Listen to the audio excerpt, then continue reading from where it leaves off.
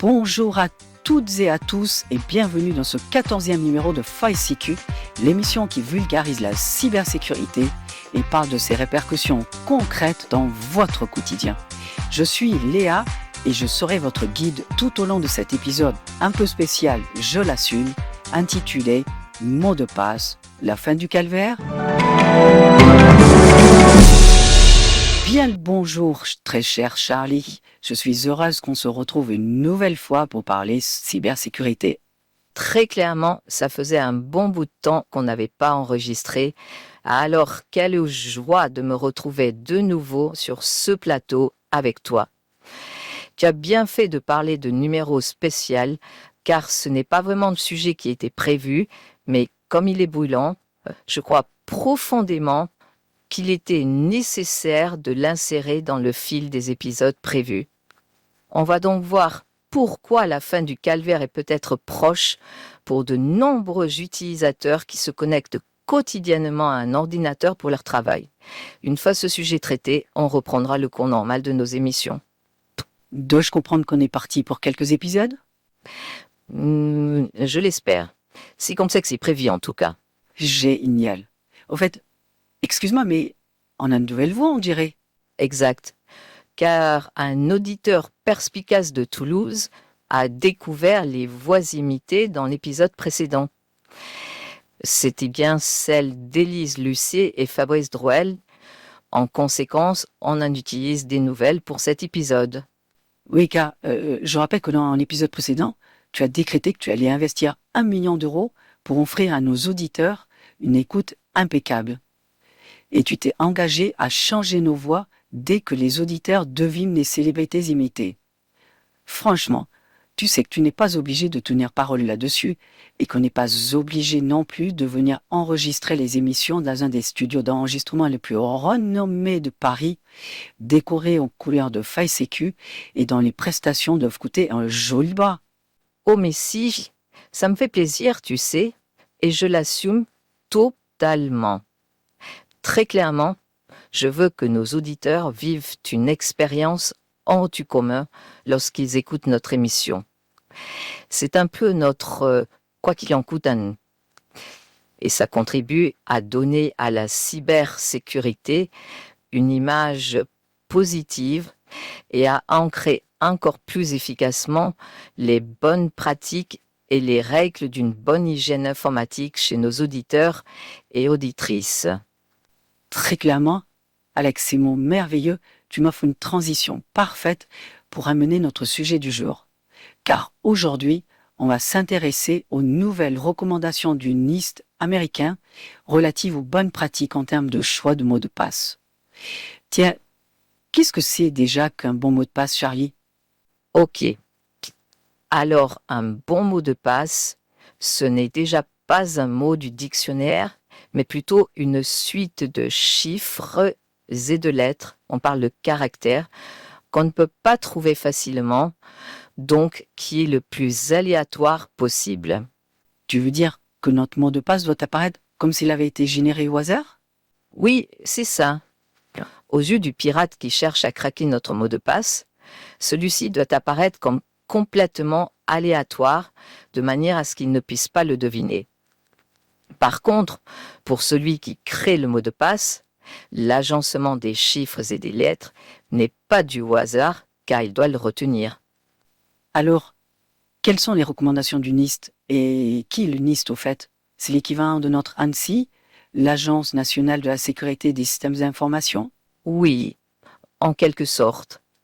Le NIST est une agence gouvernementale américaine, l'Institut national des normes et de la technologie.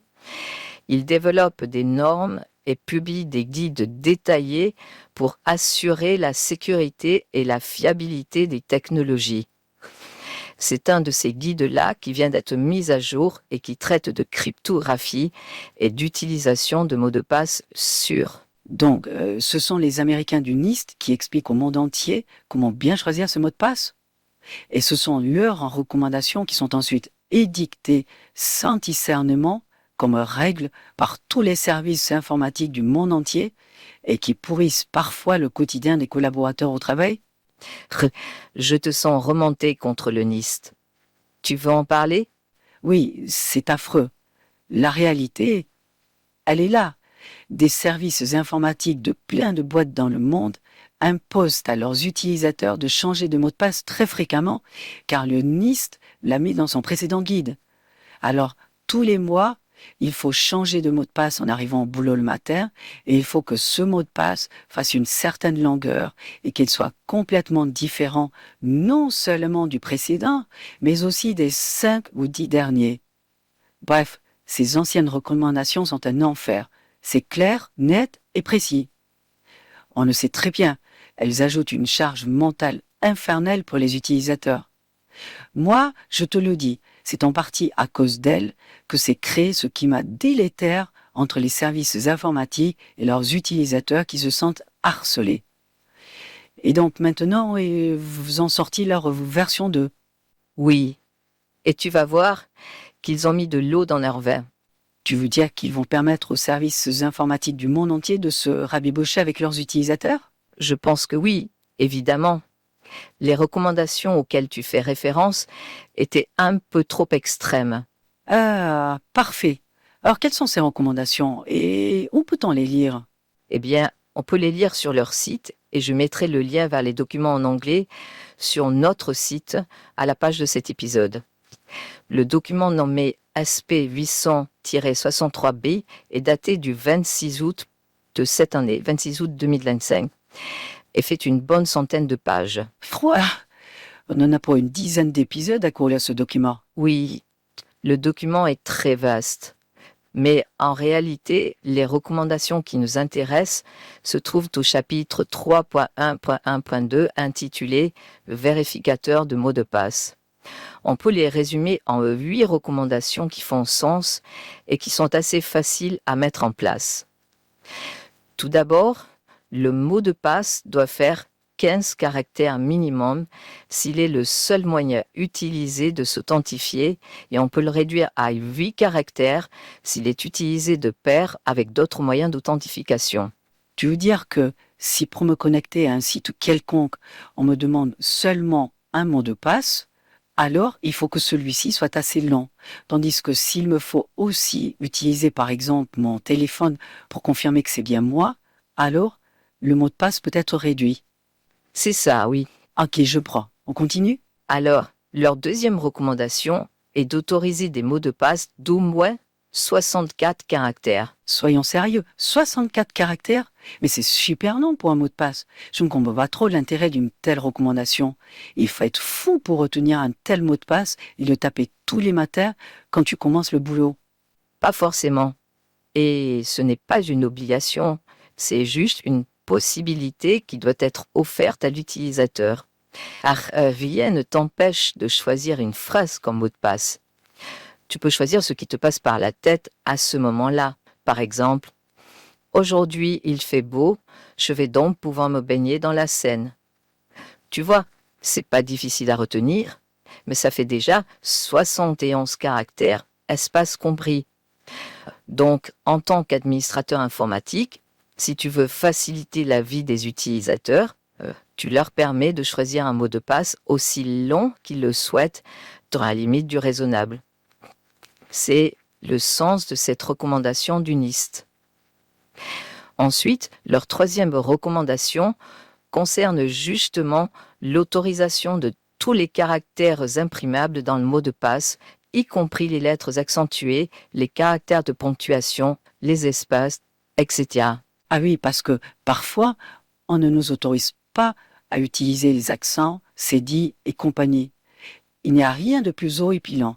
En plus, c'est juste à cause du concepteur du site qui n'a pas voulu se donner la peine de prendre en charge autre chose que les caractères américains standards. Eh oui, tu as raison de le souligner. Et c'est dû au fait que l'informatique a longtemps été pensée en anglais seulement. Pense aux mots-clés dans les langages de programmation. Tout est en général en anglais. For, if, else, function. Donc, c'est une bonne chose que le NIST mette dans ses recommandations d'accepter tous les caractères. Ça demande effectivement plus de travail pour les développeurs, Mais à l'heure de l'intelligence artificielle, ce n'est plus un problème. C'est quelque chose que l'IA fait sans problème. Alors, on passe à la 4e recommandation du NIST qui demande de ne pas obliger l'utilisateur à combiner plusieurs sortes de caractères dans son mot de passe. Waouh! J'adore cette recommandation. Enfin, on n'aura plus à mélanger les majuscules, les minuscules, les chiffres, les signes de ponctuation, sauf ceux qu'on ne doit pas mettre. Ah, vraiment génial. Oui, et c'est logique, car il vaut mieux un mot de passe long, rien qu'avec des lettres, qu'un mot de passe court, avec des chiffres et des lettres. Et pour s'en convaincre, on peut aller voir sur le site GRC de Steve Gibson, à la page qu'il appelle littéralement la botte de foin des mots de passe, ou password haystack en anglais. Attends, on va le faire en direct. grc.com/haystack. Excellente idée, Ria. On va donc comparer en direct le temps qu'il faudrait à un pirate pour deviner un mot de passe de 8 caractères comprenant des majuscules, des minuscules, de la ponctuation et des chiffres, comme c'était la règle jusqu'à présent. Et on va comparer ça au temps qu'il faudrait au même pirate pour trouver un mot de passe plus long, mais constitué seulement de lettres minuscules et d'espaces, comme c'est maintenant autorisé. Donc, j'ai tapé le mot bonjour avec une majuscule, les O remplacés par des zéros et un point d'exclamation à la fin. Et d'après le calculateur de GRC, si le pirate utilise du matériel dédié performant qui peut tester hors ligne des milliers de milliards de mots de passe à la seconde, il lui faudrait au maximum 1 minute et 7 secondes pour découvrir ce mot de passe de 8 lettres. C'est quand même assez rapide. On a une idée du matériel nécessaire pour le telle performance? D'après un test de carte graphique trouvé par ChatGPT et réalisé il y a 3 ans, une carte graphique moderne de type RTX 4090 peut tester plus d'une centaine de milliards de mots de passe par seconde. Donc, il en faudrait une dizaine pour arriver aux performances supposées par le calculateur de Steve Gibson. À 1000 ou 2000 euros la carte graphique, le pirate doit être sacrément fortuné. Oui, ou être soutenu par un État. Pense aux groupes de pirates soutenus par les Russes, les Chinois, les Iraniens ou les Nord-Coréens. Et il doit y avoir des groupes équivalents de l'autre côté, soutenus par les Américains et les Occidentaux en général. Et ces groupes-là possèdent déjà l'infrastructure de toute façon, et comme ces groupes sont plus ou moins rattachés à l'armée, le pognon coule à flot. Par conséquent, on peut imaginer que des pirates étatiques sont tout à fait en capacité de deviner un mot de passe de 8 caractères aussi vite. À propos, tu peux préciser pourquoi on dit que cette durée pour trouver le mot de passe est une durée maximale et qu'en général, le pirate mettra beaucoup moins de temps que ça à trouver le mot de passe? Très bonne question, Léa. Effectivement, la durée annoncée par le calculateur en ligne est le temps maximum qu'il faudrait au pirate s'il trouvait le mot de passe juste à la fin, après avoir cherché de manière naïve toutes les combinaisons possibles. Par exemple, il commence par A, puis B, puis C, jusqu'à Z, puis A1, A2, A3. Et essaye bonjour. Et le dernier mot qu'il essaye est bonjour avec des zéros à la place des O et un point d'exclamation. Dans ce cas, il n'a pas eu de chance et a dû tester l'ensemble des combinaisons possibles de chiffres, lettres, signes avant de tomber sur ton mot de passe. Mais dans la vraie vie, le pirate est malin et il va commencer en priorité par les mots de passe les plus connus, car il n'en est pas à son coup d'essai, et c'est donc déjà constitué une base de données des mots de passe les plus fréquemment utilisés. dont fait probablement partie ton bonjour avec des zéros et un point d'exclamation. Ensuite, il va essayer tous les mots du dictionnaire dans toutes les langues et toutes les variations de ces mots où les lettres ont été remplacées par des chiffres ou des symboles. Donc, si ton mot de passe est là-dedans, il sera trouvé en à peine quelques secondes. C'est pour ça qu'on veut que le mot de passe soit le plus aléatoire possible. Oui, c'est tout à fait exact.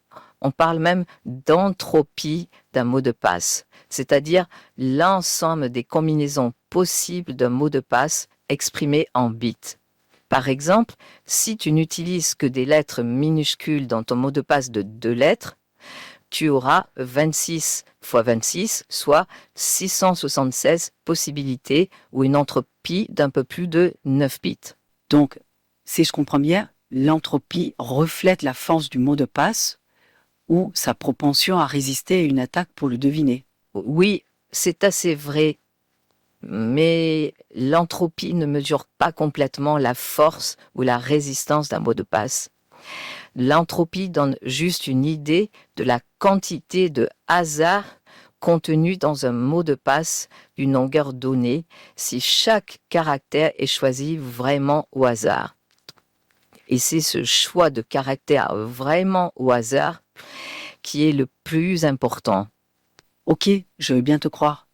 Mais je pense qu'avec un exemple, ce serait encore plus clair. Tiens, par exemple, si je choisis comme mot de passe le mot le plus long de la langue française, à savoir anticonstitutionnellement. Eh bien, partons de cet exemple. Ton mot de passe, anticonstitutionnellement, a, à première vue, une entropie énorme car il est très long. Son entropie fait 122 bits si on fait les calculs, ce qui représente un nombre de possibilités à 37 chiffres. Mais en fait, comme c'est un mot du dictionnaire et qu'il y a environ 63 000 mots dans le Larousse, ça réduit le nombre de possibilités et aussi l'entropie à un peu moins de 16 bits. Mais ce n'est pas fini, car comme le pirate prédit que l'utilisateur qui se croit malin va probablement utiliser le mot le plus long de sa langue, le pirate va inclure ce mot dans sa base des 100 mots de passe les plus utilisés à tester en priorité. Donc, finalement, le pirate va essayer ce mot de passe dès le début et comme ça ne fait que 100 possibilités ou une entropie d'un peu plus de 6 bits, il va le trouver encore plus vite que le mot de passe de 2 lettres minuscules qu'on a imaginé tout à l'heure et qui avait une entropie d'un peu plus de 9 bits. Excuse-moi, mais je ne te suis plus du tout. Tu es en train de dire qu'un mot de passe de 26 lettres anticonstitutionnellement est moins résistant à l'attaque d'un pirate malin qu'un mot de passe de 2 lettres? Comment cela se fait? La différence est que les 2 lettres sont choisies complètement au hasard. C'est ça la clé. Donc, le pirate est obligé de tester l'ensemble des 676 possibilités, tandis que comme anticonstitutionnellement est dans la liste des 100 mots de passe du pirate à tester en priorité, il aura seulement 100 essais à effectuer. Donc, il trouvera plus vite anticonstitutionnellement que ZF, par exemple. Mais pourquoi anticonstitutionnellement serait dans sa liste de mots de passe à tester en priorité?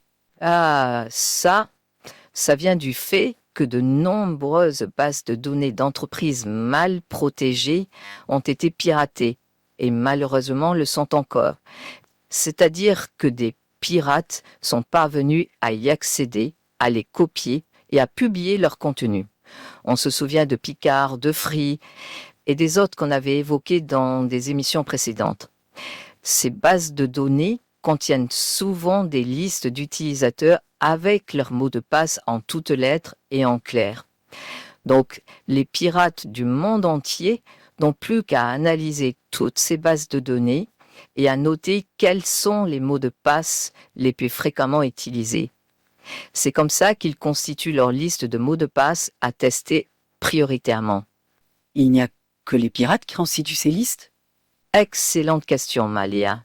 Et non, ils ne sont pas les seuls. En effet, pour le bien de l'humanité, d'autres personnes analysent aussi ces bases de données lorsqu'elles sont publiées dans les forums ou sur l'Internet caché, le fameux Dark Web. Ils mettent ensuite à disposition de tout un chacun le résultat de leurs analyses sous forme d'une interface conviviale où l'on peut taper son mot de passe et voir s'il est déjà apparu dans une des bases de données piratées et qui est donc connu par les pirates et par conséquent, il ne vaut mieux pas utiliser. Ah oui, c'est le fameux site anglais AGT piraté. Et si je teste en direct, anticonstitutionnellement, le résultat apparaît immédiatement. Ouf. Ce mot de passe apparaît dans plus de 1500 bases de données piratées. C'est pourquoi il ne faut jamais réutiliser un mot de passe. Exactement. C'est une règle cardinale en termes de sécurité et tu fais bien de le souligner. Chaque site doit avoir son propre mot de passe. Et maintenant, si j'ai bien compris, la force d'un mot de passe est donnée par son entropie, c'est tous les caractères sont choisis au hasard, sans lien apparent les uns avec les autres. S'il n'y a pas assez de hasard dans le choix des caractères, et par voie de conséquence, les caractères sont prévisibles par le pirate, alors la force ou la résistance du mot de passe peut devenir dérisoire. Bravo! Tu as parfaitement résumé le concept d'entropie.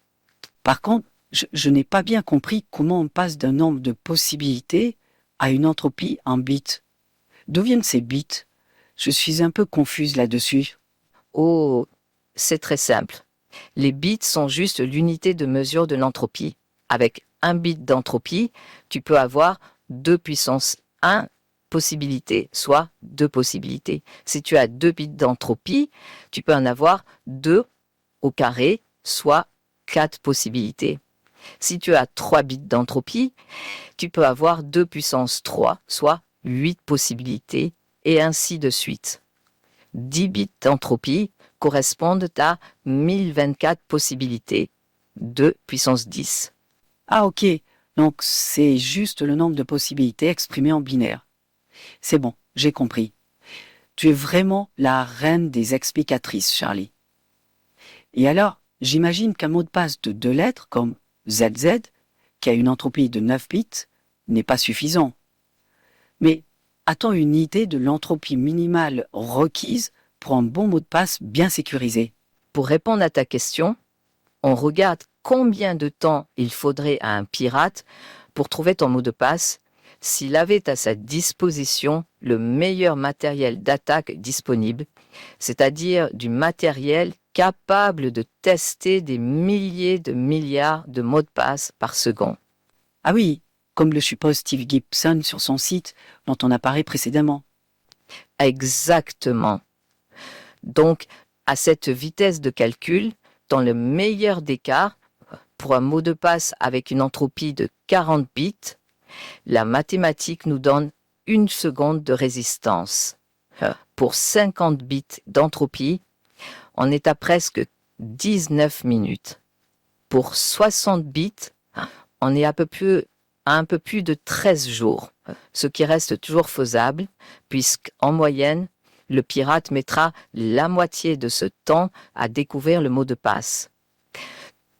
À partir de 70 bits d'entropie, on commence à parler en années, plus de 37 ans.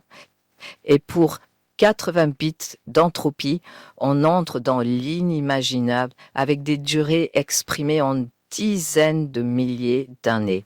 Bon, on ne doit pas faire semblant. Un mot de passe avec une entropie de 80 bits serait incraquable. A-t-on un moyen de savoir à combien de caractères aléatoires ces 80 bits d'entropie correspondent? Oui, c'est possible de le savoir, et il faut alors poser quelques bases. Si tu considères toutes les lettres majuscules et minuscules disponibles sur un clavier américain, c'est-à-dire sans les accents ni les cédilles, ainsi que tous les chiffres et les 32 symboles communs, tu as un ensemble de 94 caractères, soit une entropie de 6,5 bits par caractère. Donc, pour atteindre 80 bits d'entropie avec ce panel de caractères, il faut entre 12 et 13 caractères parfaitement aléatoires. Donc le NIST va plus loin, puisqu'il conseille un minimum de 15 caractères. Oui, il a certainement pris un peu de marge. Mais n'oublie pas qu'il conseille de ne pas imposer à l'utilisateur de mélanger plusieurs types de caractères, majuscules, minuscules, chiffres, etc. Donc, si l'utilisateur ne choisit pour son mot de passe que des lettres et des chiffres, donc avec une entropie par caractère plus réduite d'environ 5,2, on est à peu près 15-16 caractères. Bon, très clairement, on a bien débordé de la liste des recommandations du NIST. Mais je pense que maintenant, c'est bien plus clair pour tous ceux et celles qui nous écoutent. Donc, on a vu 4 recommandations du NIST. Quelle est la 5e? Alors, la 5e recommandation du NIST conseille de ne pas demander à l'utilisateur de changer son mot de passe régulièrement, sauf si on a des preuves que le mot de passe a fuité. Oh, waouh, mais c'est merveilleux! On n'aura plus à changer son mot de passe tous les 4 matins avant de pouvoir utiliser son ordinateur. Tu sais, ça paraît pas comme ça, mais ça va diminuer la charge mentale des collaborateurs d'une entreprise. Et je suis sûre que ça va améliorer grandement les relations entre le service informatique et les autres services. Tant mieux si ça arrive. La 6e recommandation demande de ne pas permettre à l'utilisateur de stocker des indices pour retrouver son mot de passe. Par exemple, le mot de passe commence par une majuscule ou c'est le nom de mon premier chien. Dans le même style, la 7e recommandation conseille de ne pas encourager l'utilisateur à utiliser des questions de sécurité ou basées sur la connaissance lors de la création ou la modification de son mot de passe. Par exemple, quel est le nom de votre grande tante maternelle au 3e degré? Ou quelle est la ville de naissance de votre mère? Ah oui, je le dis, c'est inacceptable de telles questions. Car ces informations, le pirate peut les trouver sur Internet, sur les réseaux sociaux par exemple, ou déjà les avoir en sa possession d'un précédent piratage. Très juste. Et enfin, la 8e et dernière recommandation conseille de demander le mot de passe complet, pas seulement un bout, et de le vérifier dans sa totalité, sans le tronquer par exemple. Pourquoi est-ce si important? Eh bien, il faut que l'utilisateur entre son mot de passe complet, car si on l'autorise à n'entrer que les 4 premiers caractères, ou qu'on ne vérifie que ces premiers caractères, alors on diminue sa résistance. Ah oui, on en revient à l'entropie du mot de passe. Exactement, Léa. Si tu autorises l'utilisateur à n'entrer que les premiers caractères, alors tu limites l'entropie à une 20aine de bits. Et si ça t'est autorisé, ça l'est aussi pour le pirate qui essaye d'accéder à ton compte. Et c'est bien que le NIST précise aussi qu'il faut vérifier tous les caractères, car certains sites ne stockaient qu'une portion du mot de passe, sans te le dire. Donc, tu mettais un mot de passe super long, mais le site ne stockait que les 8 premiers caractères, car il estimait que c'était suffisant. Donc toi, tu te croyais en sécurité, mais ce n'était que de la peau dans les yeux. Donc, si tu me permets de résumer ces recommandations du NIST sur les mots de passe, on peut dire que l'Institut américain conseille désormais de laisser beaucoup plus de liberté à l'utilisateur dans le choix de son mot de passe, et franchement, c'est une bonne chose. Il conseille aussi de ne pas l'obliger à inclure certains types de caractères, mais de l'autoriser à le faire s'il le souhaite. D'autre part, le NIST recommande d'utiliser un mot de passe de 15 caractères minimum c'est utilisé seul, ou 8, c'est utilisé de pair avec un autre moyen d'authentification. Enfin, le NIST recommande de ne plus obliger l'utilisateur à changer régulièrement son mot de passe et d'arrêter d'employer des méthodes qui affaiblissent le mot de passe. En conséquence, on dirait que c'est bel et bien la fin des règles compliquées avec les mots de passe, dont la fin du calvaire pour de nombreux utilisateurs qui pourront définir leur mot de passe sûr beaucoup plus sereinement. Je te vois faire la grimace.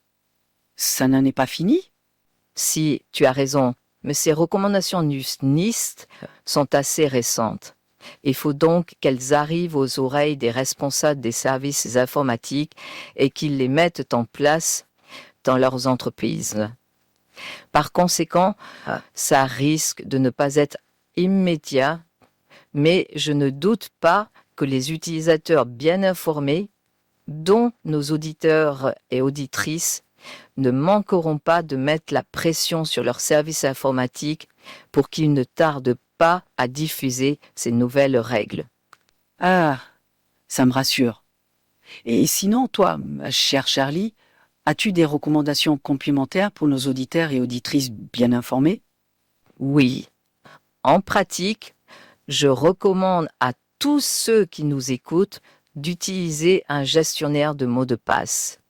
Il en existe plein et il y en a même un intégré au navigateur Firefox.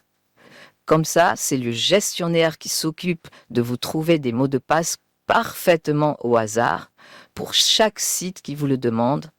Et ensuite, ce gestionnaire s'occupe de pré-remplir les formulaires d'authentification automatiquement lorsque vous visitez ces sites. En outre, l'autre bénéfice d'utiliser ces gestionnaires de mots de passe est qu'il vous protège en cas d'attaque par hameçonnage.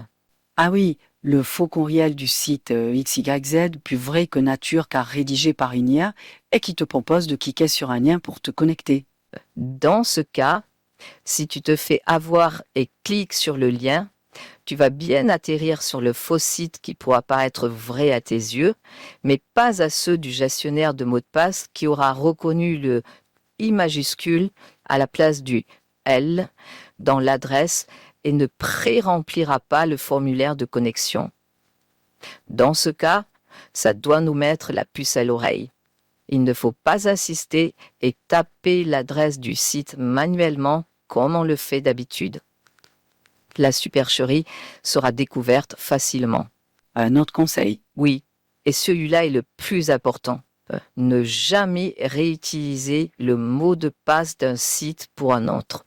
C'est vraiment la base. Je le redis, ne jamais réutiliser un mot de passe d'un site pour un autre. Avec un gestionnaire de mots de passe, cela ne peut plus arriver car c'est lui qui génère un mot de passe pour chaque site.